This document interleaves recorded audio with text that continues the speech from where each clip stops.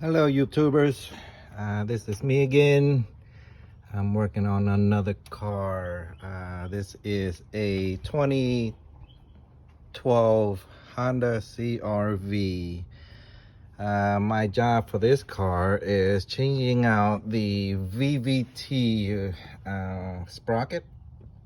I believe they call it the variable valve timing sprocket. It's actually for the intake camshaft. I just want to give out some tips and tricks that I couldn't find on YouTube. So here we go. Now I think the most difficult part is actually this bolt taken out from the cam sprocket. There's also a couple of YouTube videos out there that they were struggling to get that out. One guy actually heat up the bolt. Another guy had a two-man job and to create some leverage to break that bolt. I believe the torque spec is only 83 pounds, but since it's been sitting in there for so long, it seized up in there. Well, it was a one-man job. I didn't have to heat up the bolt, but I did created some leverage. Let me see if I can get my stuff here to give you an idea. This pipe right here, you can actually find it at Home Depot or Lowe's. It's about 3 feet long and it's quite thick. So basically it's thick enough to where it wouldn't bend when you extend it on the ratchet. Just to give you an idea, I used a breaker bar that was a 17 millimeter bolt. So basically you put a breaker bar in there, and basically I extended that breaker bar with this pipe, three foot long. And of course some videos, I'm not going to mention it, I'm just going to mention it briefly. There's a hex right here mid shaft of the cam, both exhaust and intake. You can have, well, Honda recommends a 24 millimeter open box wrench. Of course, I went to Harbor Freight. There's a set for this, but it's only a 24. There's no 23. 24 works fine. Now it's long enough, but because I'm doing this by myself, I actually extended this also. I created more leverage with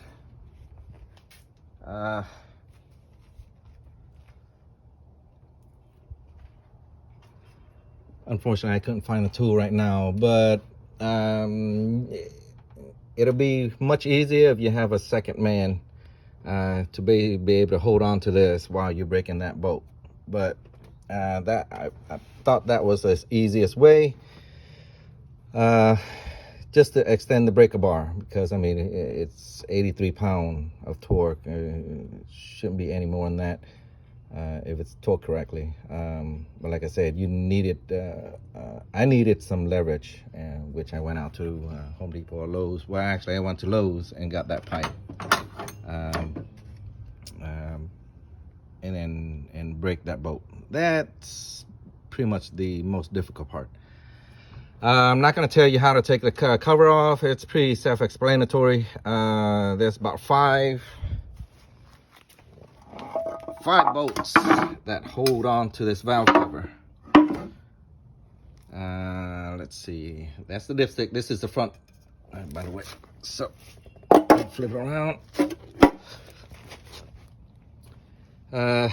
There's 5 of them. One here, here. I take that back. That's 6. here, here, and one right here.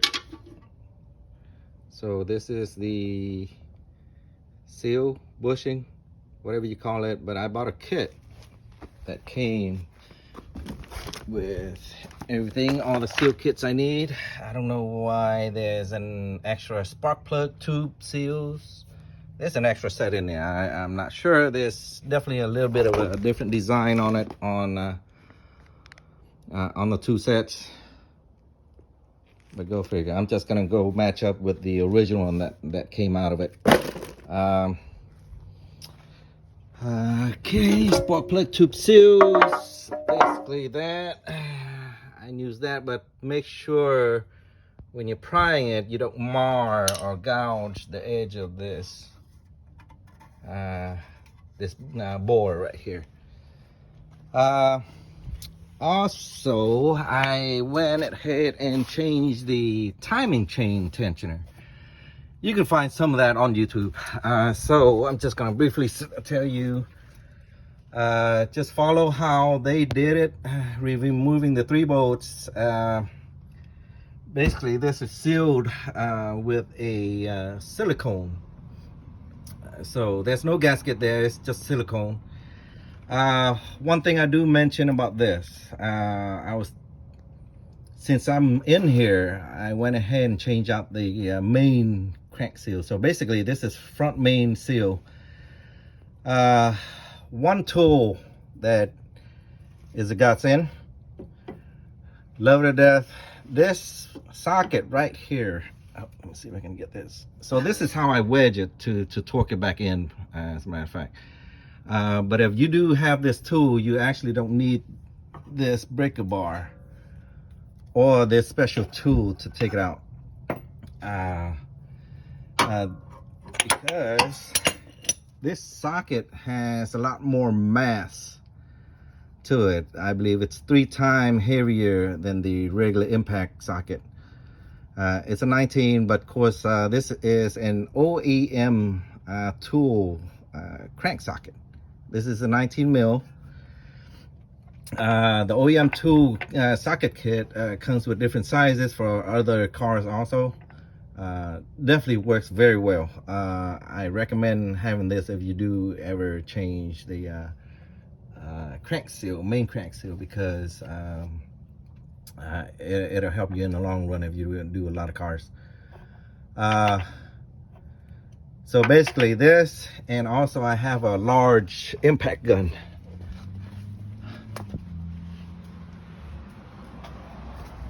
Sorry for the mess. This is a large impact gun. So breakaway torque on this impact gun is about 1,000 pounds. I probably don't need it that much, but it made my job easier. Just stick it in there, gun it out. And it took a couple of impacts to come out. Now, all the other cars I've been doing, I was using the regular socket, the regular impact socket, and it never came out. Hit or miss. I got frustrated, so I went out and bought this website. Go on to OEM Tools. They'll have a lot of suppliers or a lot of resellers. There was one website, I'm not sure which one, but they were very good. They actually gave a 20% discount also. It was not a bad deal. It took a couple of days to get it, but definitely get that. Now the torque spec on that crank pulley, now by the book, they say to torque it down to, I believe, 39 pounds to set it, to seat the crank pulley back in. And then loosen it. No, I take that back. I believe it says torque down to 177 or something. I forgot what it was. Loosen it and then torque it back down to like 39 and then 90 degrees. I don't know who came up with that idea, but it was ridiculous. Now, I bought a timing belt kit. for one of the Acuras. It was a V6, same bolt size. Honda is very good at using the same design. So the crank pulley the crank pulley bolt, it's pretty much the same size from a V6 and a 4 also, I believe. Not much of a difference. But anyways, I bought a timing belt kit from one of the aftermarket companies. Well, the kit has torque instructions. It was around 180, which sounds about right. With the bolt size, it makes sense just to torque it down to 180. Now, if you want to seat it, fine, but I never had a problem with the other car when I torqued it down to 180 and call it a day. Also, okay, and also something that other YouTubers posted, this timing chain guide right here. You have to remove this this guide. Well, these are the two bolts that holds down the guide and also the cam brackets. These are torqued down to 16 pounds. You gotta take this out, take that out. I agree with some of the guys in there making a mark. Make sure you make that mark both sides. Basically, there's a little punch mark when you turn it to top dead center. That punch mark is going to be somewhere on the top. Make sure you mark it with a Sharpie, some kind of more of a light color Sharpie, silver, gold, whatnot. That is very important. One guy also zip tie the exhaust cam sprocket to the chain so it won't jump. I can tell you right now, this thing will jump as soon as you take it out. The cam actually jumps because when you put it on the top dead center, these lobes, for number one, I don't know which one. Matter of fact, I take that back. These lobes are not going to be there, but some of the other ones will be putting pressure on the valve. So what happened to mine when I took it out? The cams jumped on me. Thank goodness I made that mark on the chain and the sprocket. Well, of course the sprocket has the punch mark, but go ahead and just use a Sharpie and mark it to where it is, because you're gonna need that when you put it back in.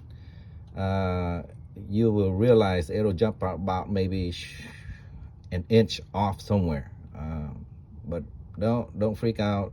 You can actually crank it back to where it is, because I mean I'm pretty sure I'm not sure if this is an in a finished engine or not, but yeah, I think that those are tips and tricks. Now, the exhaust bolt for the sprocket, that bolt, I think some guy mentioned it was at 43.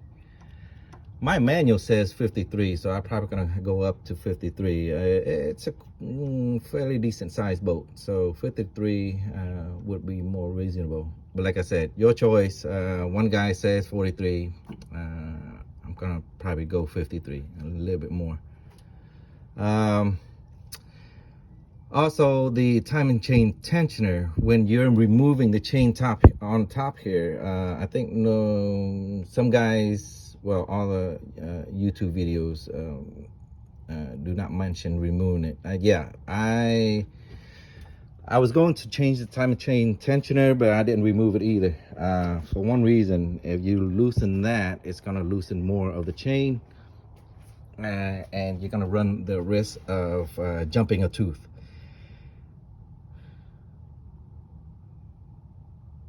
One guy on YouTube, when he was removing the cam sprocket, of course this is tied in with a tie wrap, it didn't take much for this to come out. So just be careful. because when you pry a little bit, it'll fall off. And thankfully, the timing chain tensioner in there, it created a tension to where it wouldn't be too much slack and jump a tooth down on the bottom. But just be careful with that.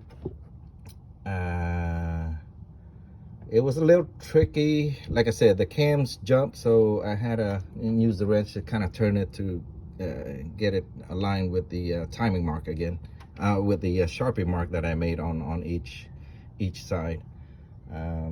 But yeah, you definitely have to wiggle a little bit. It takes a little bit of time to get it in. It is a little tight, but like I said, if you move this back to where it is, create the tension on this side so you can be able to get the exhaust sprocket back in.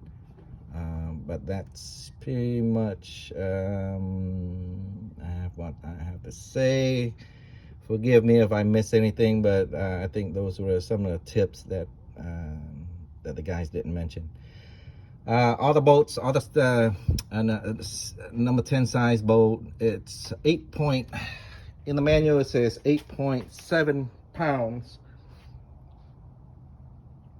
I went ahead and just do 8 pounds. It's nothing but holding a valve cover, some sort of cover, timing chain tensioner cover, stuff like that. So all the number 10s, I just went ahead and torqued down to 8 pounds, with the exception of this. This is made of plastic. I believe in the manual it says torque it down to 7. I've seen it at 6. Like I said, finger tight, you'll be all right. It's just a cover to hold down the it's just a cover to cover up the spark plugs, coils, and whatnot. So not much of an important thing there, but finger tight, make sure it doesn't fall off. Oh, also I need to change is the VVT, what is it, valve timing solenoid. This is it. I think there's 4 bolts that holds on to it. I'm just gonna go ahead and change that. It's like a little gasket seal. Boom, right there. It's got a little wire metal mesh right here that filter out any gunks. But my old car, my old 2010 TSX, same size engine. It was leaking through there. I'm pretty sure it affects the valve timing also, as far as, because definitely the oil goes through there to go up to this cam sprocket. So that's about it. But anyways, that's a number 10 bolt. I'm probably gonna torque down to 8 pounds also. It doesn't take much, it's just holding it there. It's enough pressure, and plus it's 4 bolts on it anyways. That's it. Okay, and again, this is one take, not tech savvy, and plus I'm too busy be sitting down and just editing videos and all that. This is just informational for some of the guys out there. You know, it might be helpful for you in case you guys come across this kind of stuff. But like I said, these are the tips and tricks that I want to show you, because I mean, yeah, a lot of guys just went through and, you know, kind of fixate the video somewhere, the camera somewhere, and then just kind of roll it. But they don't mention a lot of details on how to get this stuff out. All right, okay, those are the difficulties I had, and just want to make sure somebody would find it helpful. Okay, thank you.